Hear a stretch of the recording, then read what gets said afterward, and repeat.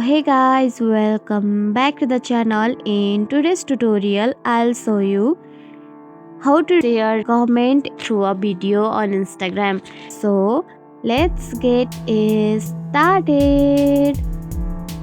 At first, make sure you have the Instagram app downloaded from Google Play Store or App Store, and also make sure that you have logged into your account.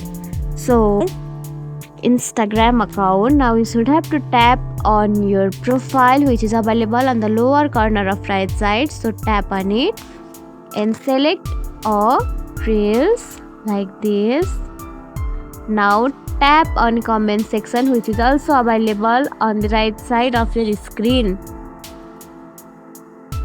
Now tap on a comment and you will see the option of reply with a reel, so tap on it. Now you can even upload a video, or even you can use your camera. So I am using my camera like this. Now see, now just tap on a circle icon which is available on the lower bottom of your screen. So tap on it.